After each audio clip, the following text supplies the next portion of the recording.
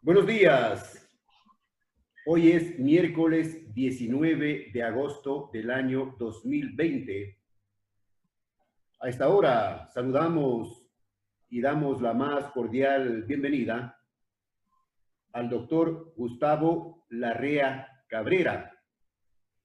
Algunos datos para iniciar la entrevista. Nació en la ciudad de Quito el 3 de julio de 1956.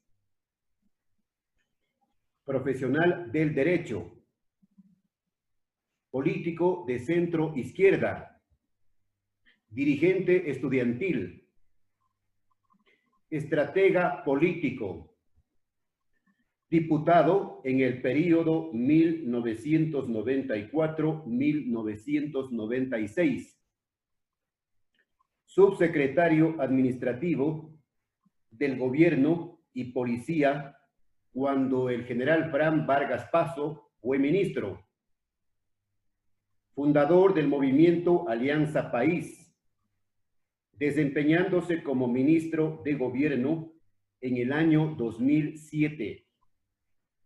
Más tarde, ministro de Seguridad Interna y Externa, durante el primer mandato del expresidente Rafael Correa. Además, vocero de la Coordinadora Plurinacional de las Izquierdas. Actualmente es el coordinador nacional del movimiento Democracia Sí, que acaba de nominarlo, doctor, como candidato a la presidencia de la República. Primero, gracias por aceptar la invitación para dialogar de manera libre e independiente.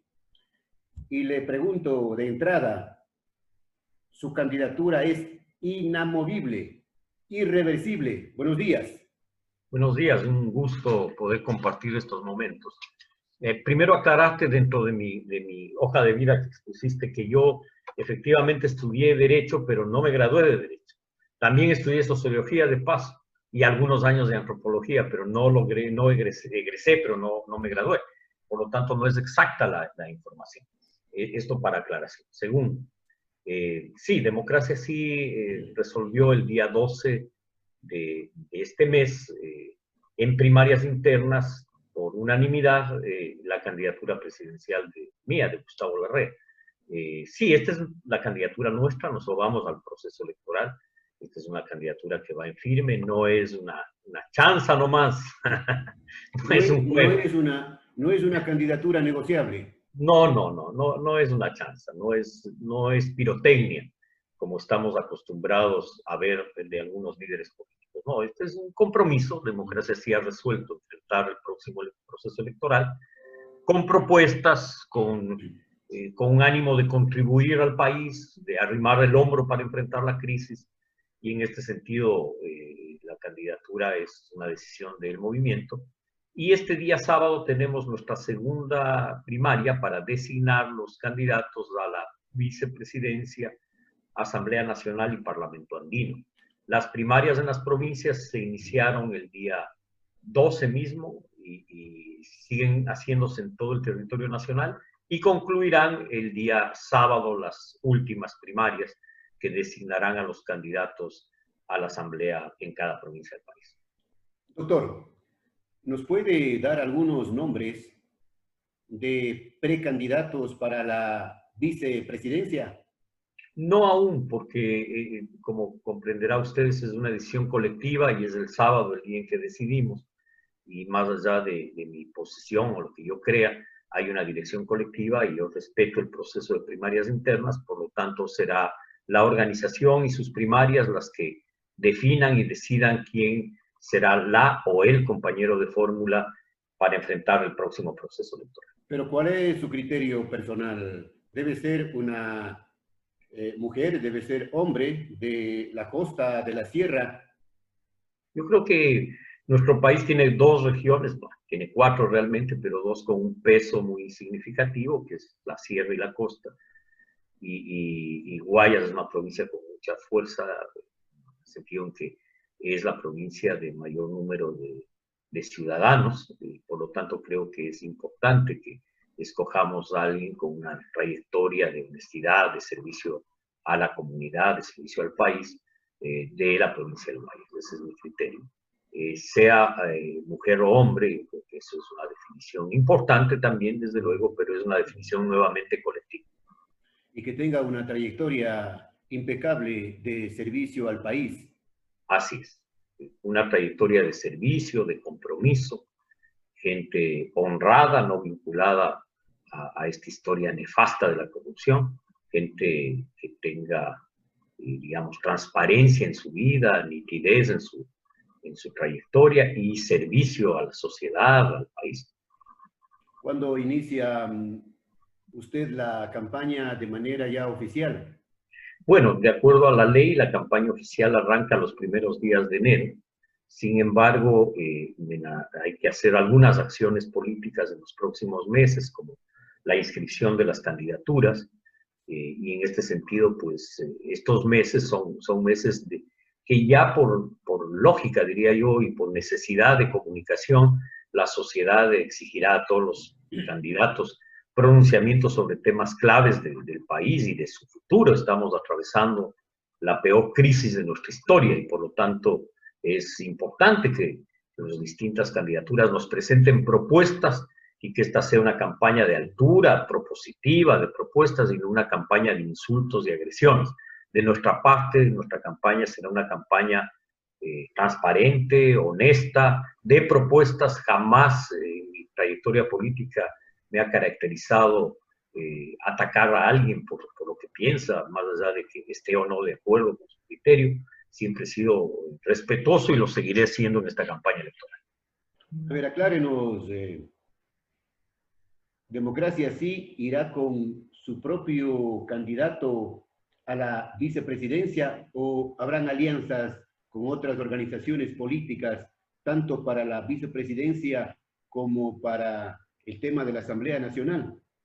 En la Asamblea, tanto a nivel nacional como provincial, hemos abierto diálogos con distintas fuerzas sociales, movimientos políticos provinciales, nacionales. Hemos abierto las puertas. No todos los candidatos que van a correr en las listas 20 de Democracia Sí son militantes o dirigentes de nuestra organización. Algunos son aliados, amigos que van a participar, amigas, aliadas que han tenido una destacada lucha por servir al país y a su provincia, y por lo tanto nosotros hemos en muchas provincias escogido conformar listas donde tenemos gente también, personalidades democráticas, líderes sociales, que son parte de las listas y que no necesariamente son dirigentes o militantes de democracia. Ya hemos tenido ese proceso de amplitud y lo mantendremos en la constitución de las listas nacionales también, tanto para la Asamblea como para el Parlamento andino. En este sentido, sí, nosotros hemos tenido amplitud. No habrá imposiciones, habrá democracia sí. Así es, hay democracia sí. Pero buscando consensos. A veces no se trata de imponer, pero sí de entender que hay que actuar con generosidad. Yo creo que una organización política debe tener los brazos abiertos a gente afín y no por el hecho de que uno es militante o dirigente de la organización tiene necesariamente que ser candidato primero en una lista o ser incluso candidato. Hay gente que representativa que muy bien puede participar con nosotros, abrir las puertas a sectores afines, es importante desde el punto de vista de democracia, sí. Y ha habido un ejercicio, desde luego, democrático, porque las provincias, las direcciones provinciales, la militancia, las direcciones cantonales han reflexionado y han buscado candidaturas, algunas de ellas, sí, de dirigentes nuestros y otras de aliados de la organización a la que nosotros con apertura les damos espacio a que participen en la próxima contienda electoral. ¿Cómo está la organización política en el Azuay? A ver, en general, Democracia Sí es una organización que tiene un pequeño recorrido en el sentido de ser movimiento legalmente constituido. Tenemos recién 2 años, 2 años, 2 meses para ser exacto. Nuestra primera participación electoral fue el año pasado, en marzo del 2019. Tuvimos 1.400.000 votos a nivel nacional, un poco más de 1.400.000, promediando alcaldías, prefecturas y concejales. Ganamos en alianzas 34 alcaldías, 6 prefecturas. Tuvimos también más de 120 concejales a nivel nacional. Ahorita que estoy viendo el número, no 186 concejales. Es una buena representación para hacer la primera participación. Nos constituimos en la segunda fuerza política por votación en el país, la primera de la tendencia de centro-izquierda, pero lo hicimos con amplitud, como hay que hacer la política. A mi juicio, la política debe ser una política que una a los sectores afines, no que desuna. Lamentablemente, no se produjo en esa vez una alianza de la tendencia amplia, participamos solos en alianzas básicamente provinciales, y ahora va a pasar exactamente lo mismo, ¿no? No ha habido posibilidades de una alianza nacional con las fuerzas de la tendencia, que están bastante disminuidas, hay que reconocerlo, pero ellos han optado por presentar candidaturas propias. Me refiero fundamentalmente a Izquierda Democrática y al Partido Socialista. En relación a Avanza, en definitiva, da un paso al costado de la tendencia y va con hombre de derecha de candidato, está en su derecho, desde luego, pero es un viraje político de fondo. En ese sentido, pues, nuestra organización, diría, va a enfrentar este proceso electoral como continuidad del 2019, con una fuerza constituida que aspiramos a consolidarla en este proceso. Si bien toda elección es distinta, uno no puede caer en el triunfalismo y decir, ya nos fue bien y nos va a ir bien. No necesariamente, depende mucho de lo que hagamos en el transcurso de estos próximos 6 meses. Y depende mucho de lo que suceda en el Consejo Nacional Electoral cuestionado, pues. También puede implicar, porque el Consejo Nacional ya en las elecciones pasadas generó desconfianza y esa desconfianza no ha sido del todo superada. Esperemos que actúen con transparencia. Nosotros estaremos vigilantes de que este proceso exprese democráticamente, gane quien gane. El problema no es quien gane, es que se respete el proceso de voluntad popular, sea una elección transparente, y nosotros estaremos atentos a que eso pase, y si no, haremos las denuncias del caso y daremos una pelea democrática en defensa de la democracia, básicamente, que es la esencia, es el voto, y la esencia es que el voto se respete, que exista transparencia en el proceso electoral. El día de las elecciones sea un proceso limpio, un conteo limpio y que no se apague el sistema rato menos pensado. Así es, que no solo que no se apague, sino que en las juntas receptores del voto exista representación de las fuerzas políticas, que se entreguen copia de las actas a todas las organizaciones que participamos y no solo a una, que exista transparencia. Es un reto para el Consejo demostrar que está haciendo las cosas democráticamente bien, y es un reto para las fuerzas políticas exigir que así sea. En la provincia de la Suay, ¿hay nombres para la asamblea ya? No todavía, entiendo que por respeto al proceso interno, entiendo que están en conversaciones. Hoy hay una asamblea provincial y una reunión ampliada de la dirección provincial, y entiendo que las primarias están fijadas para el día viernes, así es que el viernes tendremos ya la lista de candidatas y candidatos en la provincia de la Suay. Retrocediendo en el tiempo, le pregunto, le consulto cuáles fueron las razones para el distanciamiento con el expresidente Correa. Yo creo que más que distanciamiento hubo ruptura, y creo que esa ruptura se produce porque el gobierno, al cual yo inicialmente apoyé y fui ministro, tenía un proyecto claro que era, me acuerdo incluso se llamaba la revolución ética, cero tolerancia a la corrupción, manos limpias, corazones ardientes. La revolución productiva, que íbamos a multiplicar los emprendimientos, fortalecer la producción agropecuaria, fortalecer la producción en general de todo el país. Para eso se creó un crédito para microemprendimientos que se llamó 555. El primer año, incluso con un presupuesto de 8.500 millones, se asignó más de 1.000 millones para reabrir la corporación financiera y financiar al Banco Nacional de Fomento. Parecía que las cosas iban bien. Segundo año, se decide no seguir capitalizando a la corporación financiera, a la CFN, ni al Banco de Fomento, ese era el nombre del banco en esa época. y el proyecto de multiplicar los panes se convierte en obra pública y hay un viraje estratégico. Tú la obra pública puedes concesionar, lo que jamás puedes concesionar es el desarrollo. El país tiene un atraso de 50 años. Hace 50 años, en los 70, debimos pasar a ser un país agroindustrial y no lo hicimos.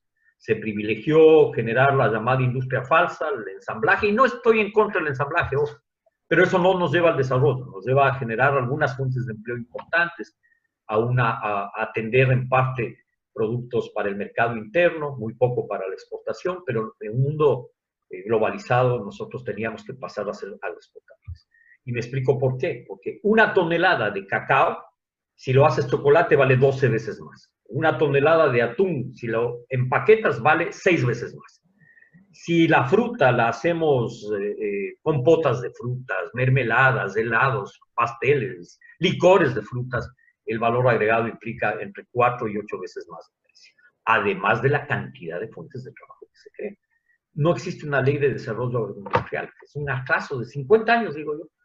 Entonces, claro, hay unas discrepancias de fondo, porque ese proyecto que ganó con una ilusión enorme de los ecuatorianos fue una frustración enorme, porque un proyecto que llamado a hacer más democracia, más libertades, se convirtió en un proyecto autoritario de menos democracia, menos libertades, y en un proyecto que de revolución ética pasó a ser contrarrevolución ética, fue un proyecto corrupto. Y en este sentido, pues lo más serio y honesto era retirarse, así lo hice. Pasé a una pelea dura con el régimen, del régimen de Correa, fui víctima de un ataque permanente y sistemático. Dirigí la campaña por el no, esta vez no, señor prepotente, cuando planteó meter la mano a la justicia.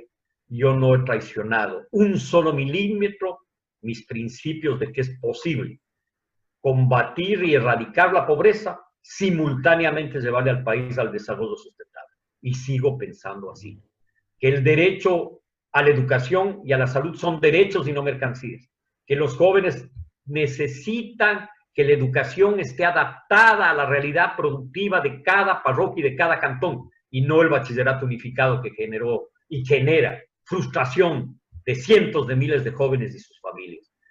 El ingreso a las universidades, que se nivele, que se den cursos, pero que no se excluya al 70% de la juventud de poder ingresar a una universidad y estudiar la carrera de sus sueños. Y solo permitir, digamos, más que permitir, hacer posible que solo los jóvenes que pueden pagar las carreras universitarias puedan acceder a la educación. Porque a ellos no importa si no pasan el examen ser bachiller, estudiarán la carrera de sus sueños porque su familia les financia. Y los sectores populares del país.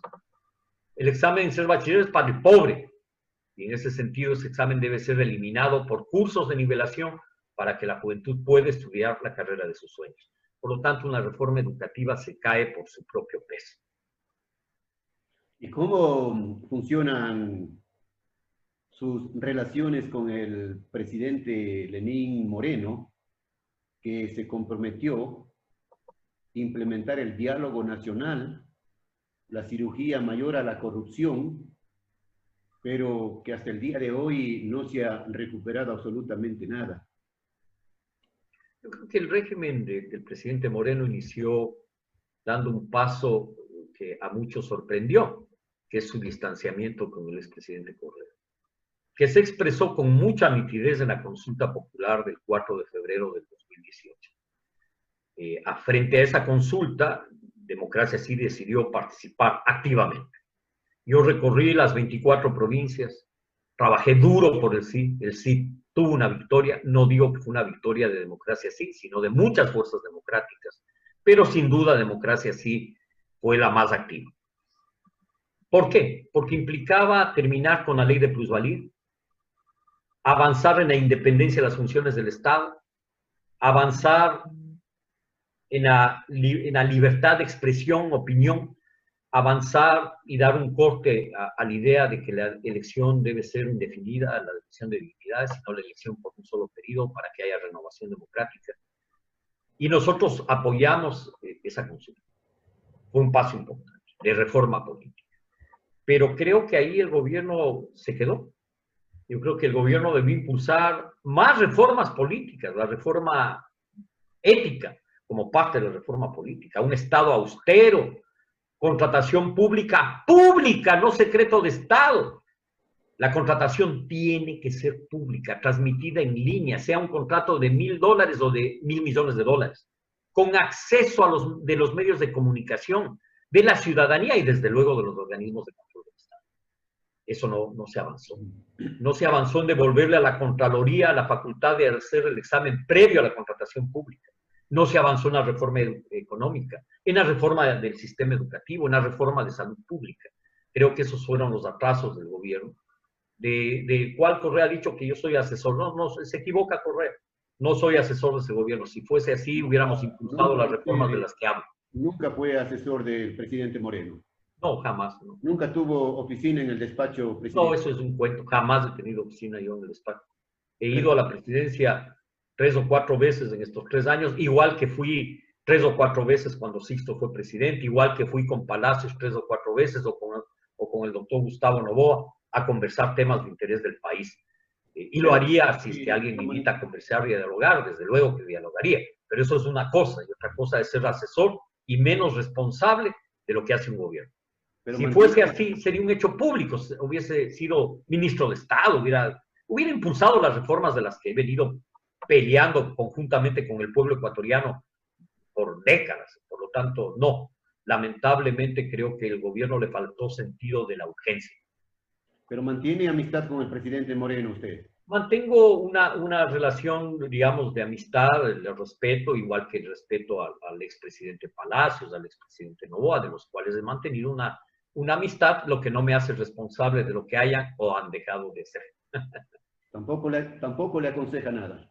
No. Yo soy una persona muy respetuosa. Yo puedo emitir un criterio, una posición y lo hago de manera pública.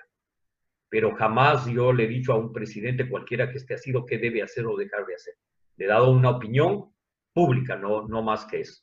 Creo que el gobierno debió haber hecho la ley de repatriación de capitales, el gobierno debió haber fomentado un cambio en la ley de banca para permitir que la banca internacional vuelva al país, para bajar las tasas de interés.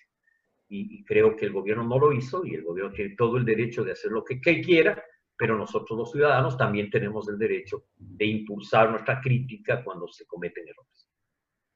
Le pregunto, ¿cómo enfrentar la crisis económica y sanitaria en el país en estos duros momentos que estamos viviendo los ecuatorianos, con despidos masivos de la gente que se queda sin empleo, prácticamente a la calle, el endeudamiento externo, la privatización de las empresas públicas?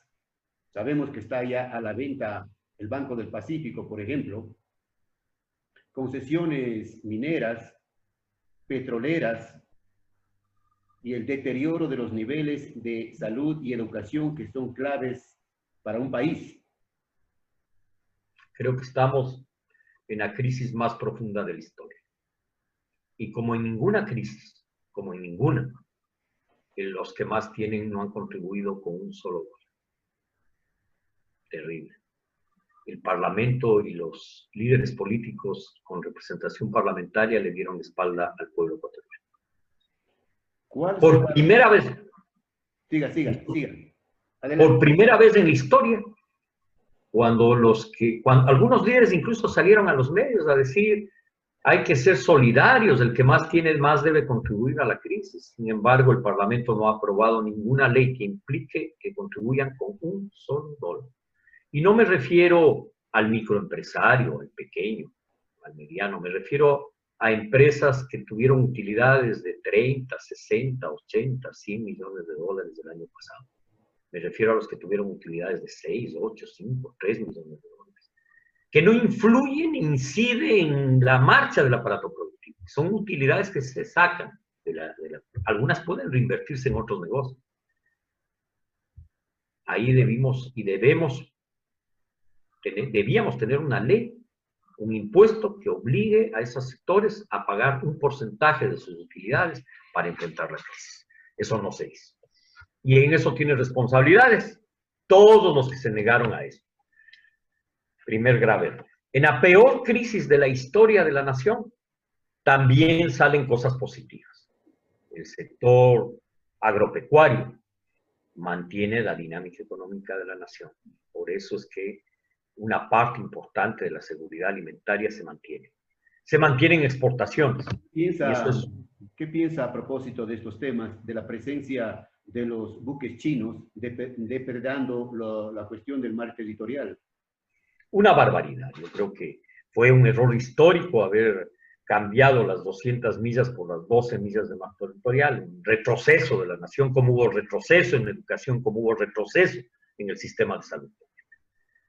Para enfrentar entonces esta crisis, vamos a necesitar reactivar la economía. Y reactivar la producción económica tiene un pilar, que es la producción agropecuaria. Al fin tenemos que ver qué somos y hacia dónde vamos. El futuro solo es posible desde nuestras raíces. Y nuestras raíces son un país agroproductor. Aquí nació la papa y el maíz, el cacao, el ají, son made in Ecuador. Le hemos dado alimentos al mundo entero, le hemos dado olores al mundo entero con la exportación de nuestras flores. Esa riqueza que ha sido menospreciada con novelerías de modelos económicos que no tienen raíces en nuestra realidad. Nuestra raíz es ser un país, el país de la mitad del mundo, un país agropecuario. Y ese es el norte para reactivar la economía, precisamente reactivando y fortaleciendo la producción agropecuaria, que además en el caso ecuatoriano son 850,000 productores en el campo. Avanzar en agroindustria, convertirnos en el país del chocolate, no del cacao, en el país que incorpora valor agregado y que incorpora a cientos, miles de nuevas iniciativas de pequeñas, medianas y grandes empresas para fomentar la producción, el empleo y el bien común. En ese sentido, creo que el futuro tiene que estar claramente enraizado en la nación, con un sentido histórico claro, porque de lo contrario vamos a otro invento, a otro fracaso, a otro modelo que no va a estar conectado con la realidad del país. Por lo tanto, para mí y para Democracia Sí, la producción agrícola y el salto a la agroindustria serán la base del futuro del país. La recuperación del turismo, clave. Esas actividades dinamizan toda la economía, dinamizan los servicios, el transporte, el comercio, la industria, la artesanía, muy importante para el país. En ese sentido, creo que esa es la pista o la base para salir de la crisis. ¿Y los recursos naturales? Creo que son importantes, pero los recursos naturales no son la panacea. Alguna gente cree que hay que descubrir el oro de Atahualpa para sacar al país de la crisis. El oro de Atahualpa son los productores de cada cantón de la nación, de cada parroquia. Esa es la riqueza del país, nuestra gente y nuestra tierra. Esa es nuestra fuerza. No estoy en contra de una explotación responsable del petróleo, con rigurosos controles ambientales, eventualmente de minería, no en zonas, en áreas protegidas, en fuentes de agua, y con sólidas y claras determinaciones ambientales, pero ese no es el futuro de la nación. El futuro de la nación es producir nuestros recursos agroecológicos, ponerle un sello de calidad ambiental a la producción agrícola, que además tiene mejores precios en el mercado mundial si son productos sanos. Esos son los sellos que el país debe tener hacia el futuro. Y no las novelerías de creer que al país le salva la minería. La minería es un recurso que tiene un problema complejo, que hay que tener una minería con alta responsabilidad ambiental, de lo contrario es preferible no tenerla. En ese sentido, creo que el futuro no va por ahí, que el futuro no va en recursos. El ejemplo del petróleo creo que es más que ilustrativo. Primero, el nivel de empleo que genera es mínimo en relación a la economía. Con la crisis nos dimos cuenta. El petróleo bajó de precio, colapsó, y el país se ha logrado mantener estos meses con toda la crisis económica que existe, gracias a que mantenemos la producción y la exportación agropecuaria. Qué distinto sería el país que en vez de exportar 12,000 millones de dólares en productos agropecuarios y del mar, porque este es un país además marino, y de camarón, incorporáramos valor agregado y exportáramos 50, 60,000 millones produciendo lo mismo, solo industrializando. Creo que ese es el reto. La educación tiene que estar acorde con la producción, porque esta es una barbaridad, amigo, una barbaridad que la educación no esté vinculada a los procesos productivos. ¿Cómo vamos a mejorar la producción si no mejoramos la educación? No hay un solo colegio en banano, en café, en cacao, en hortalizas, en frutas. Eso es una tontería. La contrarreforma que hizo este expresidente cuando eliminó el bachillerato técnico, el bachillerato en artes y oficios, cuando eliminó los colegios para formar maestros, fue un retroceso histórico. Hay que tener colegios adaptados a la realidad productiva de cada parroquia para hacer nuestro país un país productivo. Formación de nuestros jóvenes en valores humanos, desde luego, pero también para mejorar sus condiciones de vida y las de sus familias. Un retroceso histórico que lo hizo con saña, ¿no? Con saña y tontería, porque es no entender qué es nuestra nación, creer que nosotros podemos competir en la sociedad del conocimiento y no es que nos desvaloricemos, pero en eso Asia, Europa, Estados Unidos nos llevan muchos años, cuando nuestra fuerza no es esa. Podemos usar la inteligencia artificial para producir mejor lo que tenemos, no para reinventarnos y querer competir en inteligencia artificial, porque eso es una tontería de alguien prepotente y necio. El hiperpresidencialismo le hizo mucho daño al país. Le hizo mucho daño. Yo creo que hay que limitar el hiperpresidencialismo a un gobierno que tenga, un gobierno, y me refiero al gobierno global, un ejecutivo eficiente, austero, un legislativo más pequeño, eficiente, no la barbaridad que tenemos ahora, y una función judicial que garantice seguridad jurídica, combate a la corrupción y no una justicia politizada.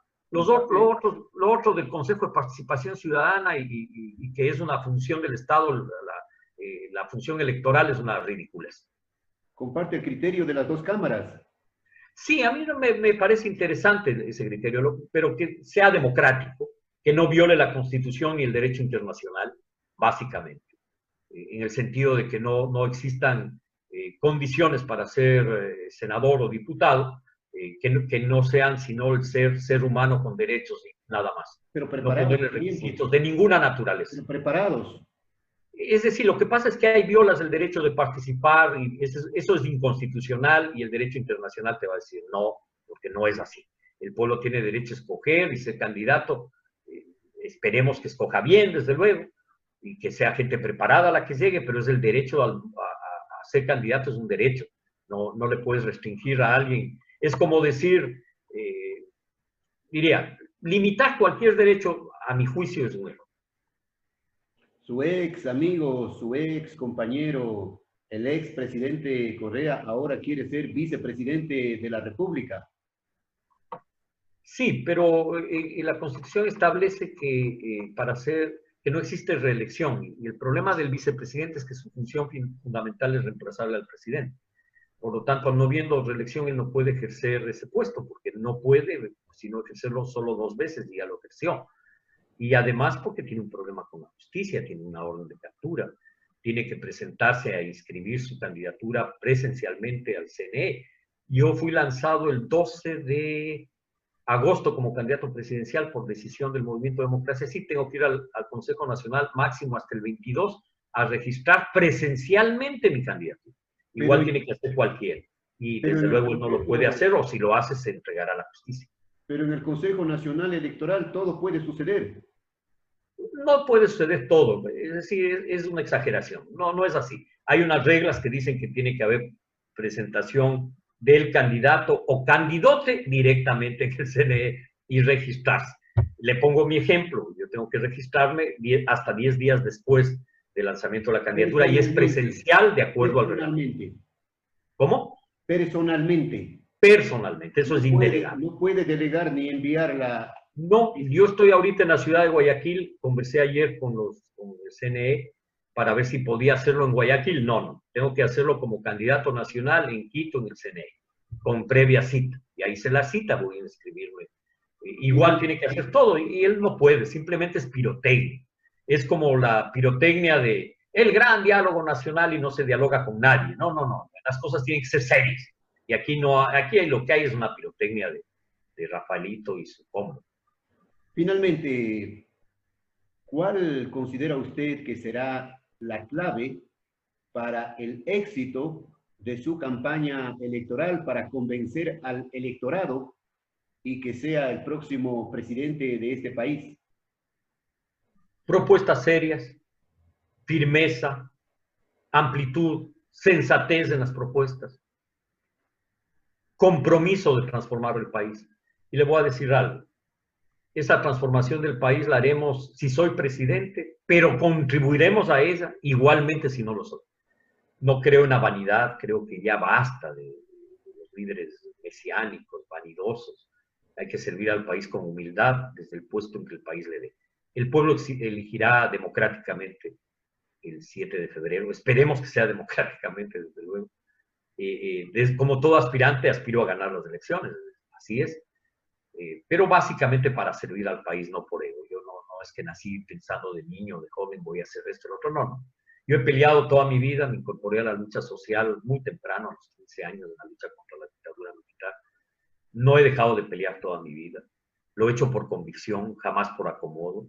Y la prueba es evidente, que si yo hubiese querido acomodarme, no me hubiera peleado con el monstruo verde, y hubiera sido funcionario en este gobierno. No, mi interés no es ese, nunca lo ha sido. Mi interés es otro, es de convicciones, de compromisos claros, y así actuaré y así trabajaré. Preguntan, ¿de qué vive, señor Gustavo Larrea? A ver, yo trabajo en muchas cosas. Cuando he tenido trabajos estables, trabajé en una fundación algunos años, fui director de la revista Mi País Latina, de la Fundación Tierra para Todos, trabajé muchos años ahí, trabajé en la Asociación Latinoamericana de Derechos Humanos como organismo internacional, ahí estuve 8 años. Hago eventualmente consultorías también. También a veces cuando me toca la crisis económica vendo esferográficos, agendas, hago una pequeña empresa de ventas. Es decir, no soy una persona acomodada, yo vivo en una casa propia de un terreno que mi padre nos legó a los hijos. Lo vivo con austeridad, no soy una persona de recursos. Vengo de una familia que tiene una beta empresarial fuerte, tengo algunos parientes que son empresarios, pero esa no fue mi beta fue el compromiso con la sociedad. Mi esposa trabaja, es profesora universitaria, y yo eventualmente no he podido ingresar a ser profesor porque me vetaron, porque me persiguieron, y tuve momentos duros en mi vida. Le cuento sinceramente que en época del correísmo se me cerraron puertas no solo en el sector público, sino en el sector privado. Me tenían miedo de contratarme, fue momentos duros, difíciles, lo confrontamos, lo vivimos con mucha austeridad, y ahí es cuando yo le cuento que salía a vender agendas, no es mentira, así es. Visitaba empresas, vendía agendas, vendía esferográficos, vendía relojes, me dediqué a las ventas. Y para sostener a mi familia con dignidad, yo soy un trabajador, soy un hombre de convicciones, no soy un figuretti, ni tengo un nivel de vida alto, soy una persona modesta, que vive modestamente. ¿Se viene un nuevo sacrificio para la familia? Bueno, mi familia está acostumbrada, porque yo he peleado toda mi vida.